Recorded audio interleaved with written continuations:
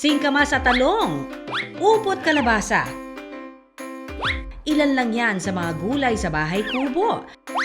Pero ang bibida ngayong umaga, ang sigarilyas.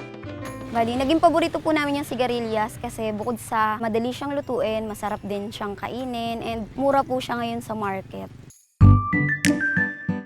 Ang sigarilyas o winged bean na mura na, hitik pa sa sustansya. Sigarilyas nga ang madalas isahog ni Mardrilyn sa mga iniluluto niyang ulam. Pag niluto mo po siya, crunchy po siya, and wala po siyang aftertaste, kaya nagugustuhan din ng kahit ng mga bata. Hindi lamang daw ito patok sa kanyang mga chikiting, kundi para rin sa mga magulang niyang nagkakaedad na raw. Sa family po namin, since yung parents ko is 50 years old and above na, mas preferred po talaga nilang kumain ng gulay kaysa sa karne. Kaya naman po, nasanay din ako na magluto ng iba't ibang klase ng gulay. For today's video ay magluluto tayo ng stir-fry sigarilyas. 4 na beses kada isang linggo raw nila ito kung ulamin dahil na rin sa benepisyong hatid nito sa kalusugan. Napag-alaman ko po kasi na yung sigarilyas is good for diabetic. And since madalas po kaming kumakain sa labas, lalo na ng mga sweets, yun din po yung nagiging paraan namin para maiwasan na maging diabetic, lalo na yung mga parents namin na tumatanda na. Ito po ay napakaganda sa ating immune system, no? Sapagkat ito'y mayaman pareho sa vitamin A at saka vitamin C. Kung kayo po ay mayroong mga food allergies, no? Indikasyon yan na likely kayo ay kulang sa vitamin A. Kwento nga raw ng mga magulang ni Mardrilyn, naging maayos daw ang digestion nila kapag kumakain ng sigarilyas. Mas madali daw silang nakakadumi pag sigarilyas yung kinakain nila at niluluto ko para sa kanila. Kaya naman, lately, nagiging favorite na rin nilang kainin yung sigarilyas. Napakataas nito sa fiber. So kung kayo po ay may mga chronic digestive symptoms tulad ng constipation, ito po ay makakatulong. Idagdag pa ang napakaraming vitamins and minerals nito. Sa puso, meron din itong benepisyo sapagkat mataas ito sa tinatawag nating omega-3 fatty acids, no? Importante din ito patungkol sa ating mata sapagkat mayaman din po ang sigarilyas sa beta-carotene na tinatawag natin that can also be converted into vitamin A. Napakayaman niya sa phytonutrients that serves as antioxidants, no?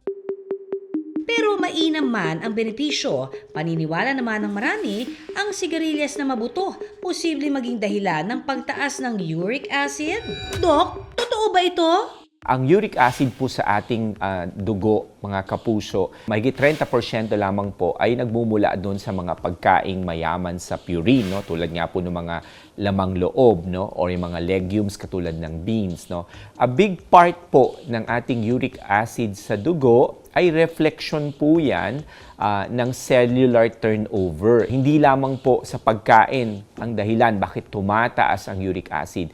In fact, ang pagtaas ng uric acid ay isang prediksyon ng inyo pong katawan ay marami pong metabolic dysfunction.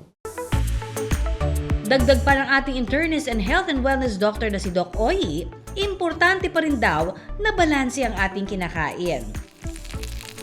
Kaya naman si Mardrilyn may paandar na iba't ibang putahe ng sigarilyas.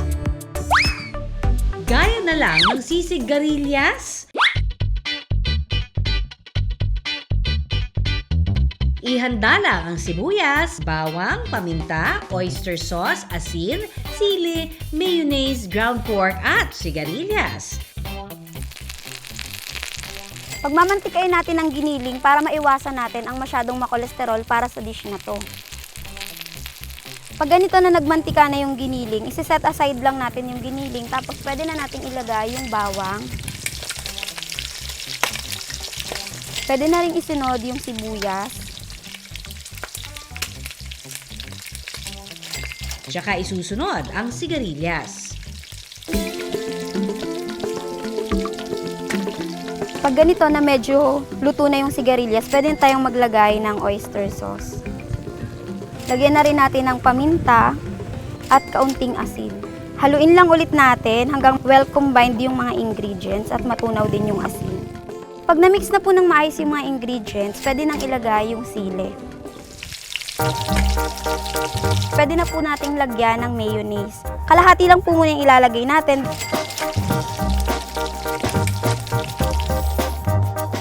Okay na to. At eto na ang ating sisigarilyas. Masarap na, mura at masustansya.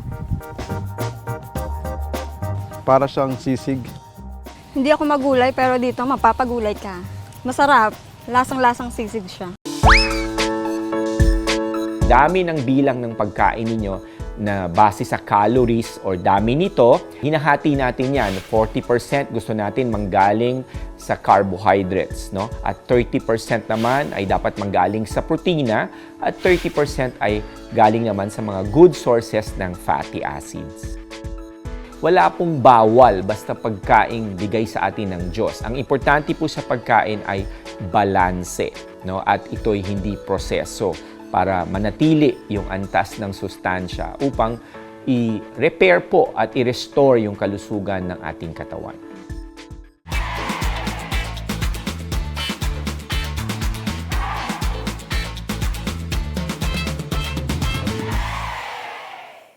Maraming salamat sa pagtutok sa Pinoy MD. Para po sa iba pang kaalaman tungkol sa ating kalusugan, mag-subscribe na sa GMA Public Affairs YouTube channel. And of course, don't forget to hit the bell button for our latest updates.